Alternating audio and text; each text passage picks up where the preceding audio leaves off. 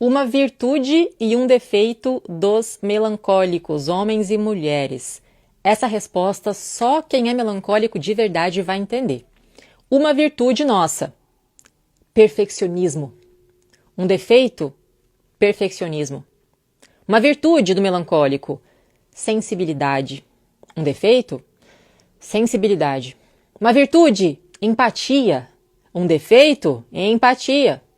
Uma virtude, criatividade, imaginação. Um defeito, criatividade, imaginação. Uma virtude, inteligência. Um defeito, inteligência. Melancólico se daria melhor morando no interior, pelo contato com a natureza, mato, campo. Olha, eu acho que sim. Eu acho que o melancólico busca sempre morar num lugar afastado, distante, mais isolado, mais frio. Claro que sempre tem aquele sonho de ir embora, morar bem longe de onde ninguém me conhece, mas eu moro no Paraná. Sou paranaense e, pelo que eu entendo de cultura brasileira, aqui no Sul é o lugar de comportamentos mais melancólicos que no resto do país. Porque aqui as pessoas já são mais frias, mais quietas, né? Não são tão calorosas quanto no centro-oeste, talvez norte, nordeste. Então eu acho que sim, melancólico no campo, no interior, no campo, acho que dá certo. É normal o melancólico se preparar para falar em público e na hora não sair tão bom assim. É fato que o melancólico precisa sempre ensaiar muito qualquer coisa que ele vai falar. Não só em público, mas se ele vai fazer uma pergunta para alguém da família dele, coisa de cotidiano, ele vai precisar ensaiar como que ele vai falar, quando vai falar, o jeito melhor de falar, já prevendo possíveis respostas, porque a gente não consegue improviso. Não nascemos para improviso, exige ensaio. Agora, mesmo com ensaio, você nunca vai falar assim, pensar assim, nossa, arrasei, fui perfeito, fui excelente. Não. Existe uma voz de consciência, de autocobrança muito crítica internamente, que você sempre vai buscar detalhes e defeitos que você não foi bom o suficiente. Sempre. Existem profissões que esse temperamento se desenvolve melhor. Vamos lá. Melhores profissões para o melancólico. Primeira, artista. Qualquer profissão que envolva criação de alguma coisa. Criador de conteúdo é um bom exemplo. Segundo, terapeuta. Melancólico tem o dom da empatia. Já é naturalmente o psicólogo dos amigos. Qualquer forma de terapia vai conseguir desempenhar muito bem. Claro que o marketing sempre é um problema. Mas desempenhar a profissão, você já tem um talento natural por ser melancólico. Analista, tudo que envolve TI, computador, home office, né? Que você pode ficar isolado, sem precisar interagir muito com as pessoas, mas com análise de dados, melancólico vai bem. Talvez arquiteto, profissões bibliotecário, que são mais artísticas, funciona. Como um melancólico reage em caso de triângulo amoroso? Deus me livre, isso é o pior pesadelo, o pior castigo, o pior cenário possível para um melancólico. Definitivamente não temos capacidade de viver triângulo, trisal, grupal, amor livre, não dá. Uma pessoa só já é difícil o suficiente. E nós temos um ciúmes um pouco descontrolado. Se você deixar, fica doentio. Inclusive um ciúmes retroativo. Ciúmes se eu tenho um sonho que envolva outra pessoa com a pessoa que eu gosto, eu já fico mal. Só de pensar, de sonhar, de imaginar, já dá um desconforto. Claro que o melancólico não vai admitir, né? A gente não vai admitir e ficar falando, olha, eu tenho ciúmes de você. Eu guardo para não incomodar, mas tem. É normal o melancólico ter dificuldade em ambientes mais descontraídos, agindo de maneira formal. Sim, nós não conseguimos relaxar no ambiente que é muito leve, muito solto, muito espontâneo, porque nós temos essa consciência sempre muito ligada nos detalhes e no que será que as pessoas estão achando de mim, eu estou conseguindo ser espontâneo. E o que tira a espontaneidade é quando você tenta ser espontâneo e já não é espontâneo. Então, por isso que eu falo, o melancólico quer fazer amizade, vai se colocar num curso de alguma coisa, aí dentro do ambiente do curso, você por tabela conhece pessoas. Vai se envolver no voluntariado da igreja, não só lá no culto para você achar que você vai conversar naturalmente, não vai conversar naturalmente. Vai no negócio formal, vai no negócio com rotina rígida e regras, e dentro disso você conhece pessoas. Não gosto muito de ficar sozinho, prefiro ter uma companhia para conversar. Vim com defeito? Não, todo melancólico ama conversar. O nosso problema é com falar. É diferente falar e conversar. É tão raro, não sei pra você, pra mim é muito raro, encontrar uma pessoa disponível para conversar. Uma conversa profunda, verdadeira, abrir o coração vulnerável. Não tem. As pessoas não gostam de aprofundar, é desconfortável. A maioria só quer falar, coisa rasa, teatro social, falar do clima, jogar conversa fora de falar bobagem. Aí não dá, porque aí, assim, você rouba a minha solidão para não oferecer uma companhia de qualidade. Aí nós temos um problema. Se você quer a minha atenção, eu te dou, mas que seja de qualidade, que seja verdadeiro. Se não, prefiro ficar sozinha para refletir. Eu odiava esse meu temperamento, achei seu perfil, aí parei de odiar. É pra isso que eu trabalho, é pra isso que eu tô aqui todo dia, é pra isso aí. Como impor limites sendo cristão? Sou melancólico. Eu também sou melancólica, cristã, e eu entendi, observando Jesus, que o único jeito da gente conseguir cumprir o nosso mandamento principal, amar o próximo, é também percebendo o momento em que eu preciso ficar sozinha para cuidar de mim, me isolar, para me reconectar, como Jesus fazia. Por quê? Só um coração saudável é capaz de amar o próximo. Se eu não coloco limite, eu acho que eu tô amando, mas eu estou reagindo ao meu cansaço, à minha exaustão, e não vai ser um amor verdadeiro de qualidade.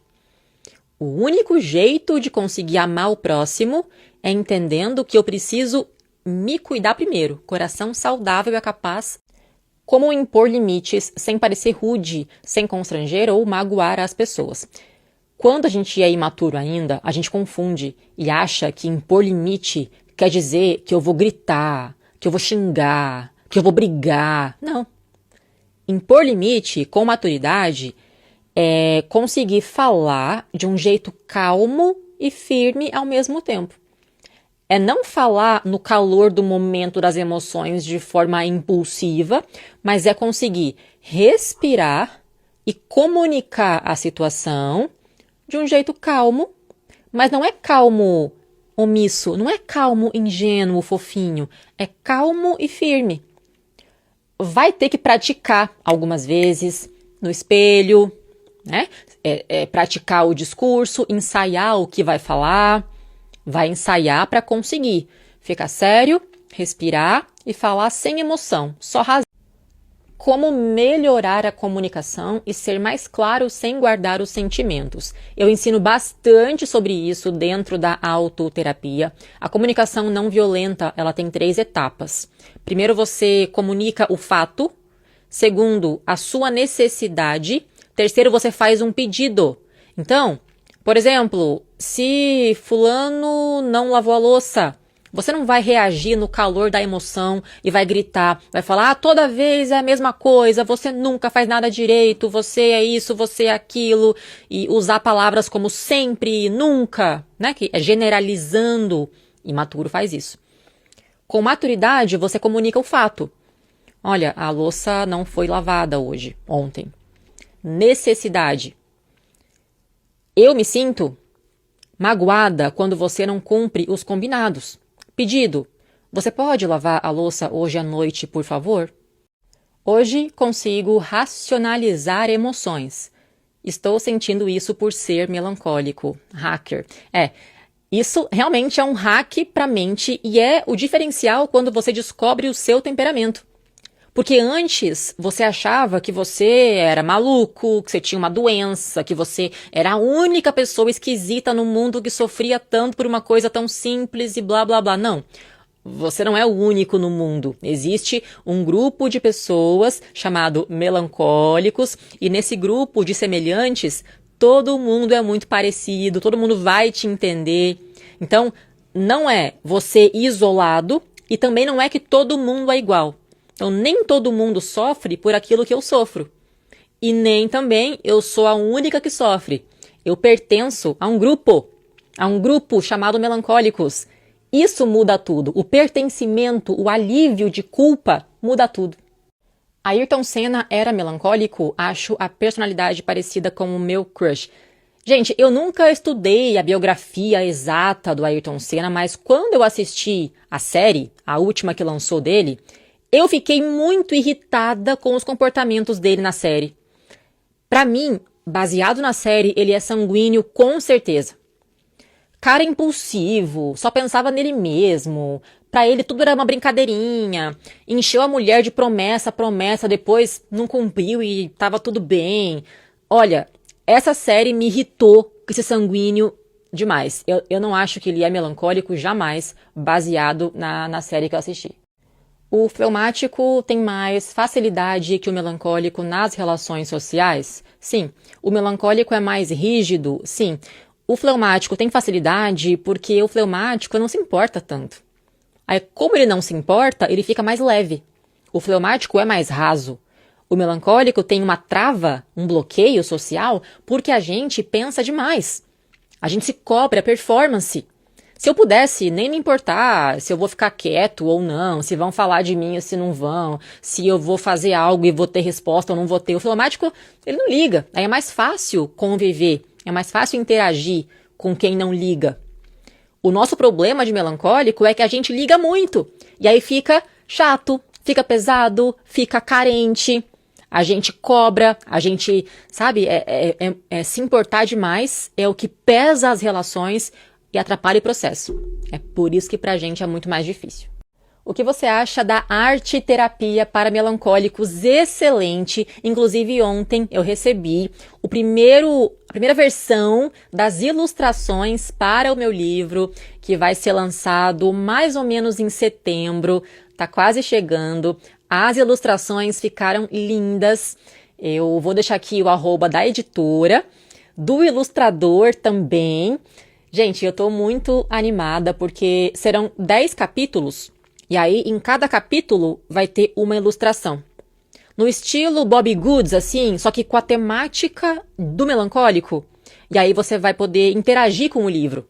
Vai ter lá em cada capítulo uma explicação racional, um relato emocional, um exercício de autoterapia, para você também fazer terapia junto com o livro, e vai ter a ilustração para você colorir e tirar foto, me mostrar, ai, vai ser lindo! Sou sanguíneo, apaixonado por um melancólico, a gente está se conhecendo, dicas. Eu vou te pedir uma coisa, por favor, muito cuidado com as suas palavras. Eu acho que isso é o que mais magoa nessa relação sanguíneo-melancólico. O sanguíneo fala muito sem pensar. O sanguíneo pensa em voz alta, então ele acaba se empolgando no calor do momento e faz um monte de promessas que ele nem pensou direito, nem está comprometido, mas ele fala na emoção e depois esquece. Só que o melancólico tem um problema com as palavras. A gente absorve as palavras. A gente tem uma compreensão literal das palavras. Tudo que você promete, eu vou guardar, e eu vou lembrar, e eu vou cobrar depois exatamente aquilo que você falou. Então, tenta tomar cuidado com o que você fala. Vai evitar muita mágoa no futuro. Sou melancólica, mas gosto de competição. Eu também. E eu acredito que uma pessoa madura, evoluída, equilibrada é aquela que consegue usar os 4 temperamentos dentro de cada contexto para poder aproveitar as vantagens, habilidades, talentos dos 4. Eu aprendi a desenvolver um lado colérica para o fortalecimento que eu precisava para combater a minha sensibilidade e ingenuidade extrema. Eu precisei construir uma armadura de proteção e isso me levou a desenvolver uma competitividade para manter meu lado colérica acesa. É por isso que eu pratico esporte, vou competir no jiu-jitsu esse mês, primeira competição, me aguardem. Tenho um lado colérica no trabalho aqui também. Então, competição é bom para desenvolver o lado colérico. Importante. Quais as consequências por sermos intensos e profundos? A gente fica mais sozinho, né? Enquanto a maioria das pessoas é rasa, e para eles ser profundo é ser esquisito, exagerado, nerd demais, é feio, né? É brega, né? Profundidade demais, é frescura. Para as pessoas, a maioria aqui na sociedade, o legal mesmo é ser raso, é fazer piada de tudo, falar bobagem, isso que é legal. Profundo é esquisito. Intensidade, mesma coisa. Para a sociedade, é um xingamento emocionado. Né? Você é emocionado, é uma vergonha ser emocionado, é um xingamento, é um defeito, uma crítica. Então, quando você é melancólico, intenso e profundo e sensível, é muito mais difícil encontrar alguém compatível. Então, passa mais tempo sozinho. Como conseguir equilibrar os pensamentos 24 horas por dia, já que não para? Gente, controlar os pensamentos é uma habilidade como qualquer outra. Qualquer outra. Como se fosse aprender a tocar um instrumento, aprender a cozinhar, aprender a dirigir. No começo é mais difícil. No começo exige mais esforço e atenção. Você fica frustrado quando falha, parece que nunca vai aprender, mas você insiste. De repente você aprende e é automático. Eu ensino isso na autoterapia. Aliás, é a primeira coisa que eu ensino. É como controlar os pensamentos. Se você é melancólico e ainda não aprendeu a controlar os pensamentos, a sua vida vai ser um inferno, porque você vai ser uma marionete sendo jogado de um lado para o outro por cada maluquice que você pensa e pensa muito, pensa o dia inteiro. Então, meu conselho é, aprenda. A habilidade é normal. Estou viciada em organização depois que percebi como ela me faz bem. É fato, organização auxilia o melancólico, só cuidado com os extremos. O melancólico desorganizado, bagunçado, caótico, a sua vida não vai para frente. Assim como o melancólico exagerado, perfeccionista, eu só vou conseguir relaxar depois que eu deixar a minha casa, meu quarto perfeitos. Aí você vai surtar também. O que eu faço é um combinado comigo mesma. Por exemplo, todo dia eu vou organizar as seguintes coisas na minha casa. Os lixos, trocar e levar lixo. A louça, vou lavar, guardar a louça. As roupas, então eu vou estender, colocar para lavar, enfim, roupas. E o chão, eu vou varrer, vou aspirar. Pronto, são 4 pontos que eu preciso fazer. Mais do que isso, é só naquele dia específico. Senão eu fico louca, é só esses 4. Saí num encontro casual e fiquei mal depois. Intimidade sem profundidade. A gente não nasceu para isso. Melancólico não combina com casual, só por uma noite, rapidinha. Não combina com o nosso formato, estrutura mental. O melancólico tem aquela coisa chamada sexualidade, que é quando você precisa de sentimento para conseguir ficar aceso. Precisa de significado. Tudo que fazemos tem que ter alma. Tudo que fazemos tem que ter propósito maior, tem que ter conexão transcendental, espiritual. A nossa vida tem que ser uma obra de arte. Melancólico não funciona com funcionalidade. Ah, é só funcional? Não quero. Tem que ter um drama, tem que ter um coração, uma alma, um amor.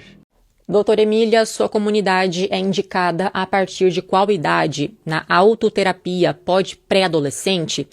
Gente, lá na autoterapia eu falo sobre temas para maior de 18 anos. Eu falo sobre tudo que se passa no melancólico, na nossa vida. Eu falo de traumas pesados, eu falo de temas, inclusive quentes, assim, é importante na terapia falar de relacionamento, né, ali. Então, adolescente, eu acho que não tá preparado para me ouvir falar do que eu falo lá dentro. O que eu abro lá dentro é demais. Então, acima de 18 anos, por favor, será bem-vindo. Acho que sou melancólica colérica, mas e se for o contrário? Vou deixar aqui o link do meu teste de temperamento. É o único teste confiável, validado por terapeutas e que, além do questionário, que vai te dar a sua resposta exata de qual é o seu temperamento, tem também uma lista de aulas minhas, onde eu explico tudo sobre os 4 temperamentos. Então, lá dentro do teste é o único lugar em que eu não falo só de melancólico, mas eu falo para todos. Eu falo de vida amorosa dos 4, de carreira profissional dos 4, eu falo de autocuidado para os 4. Aqui também tem uma sessão gratuita de autoterapia, tá incluso aqui no teste, então vale muito a pena.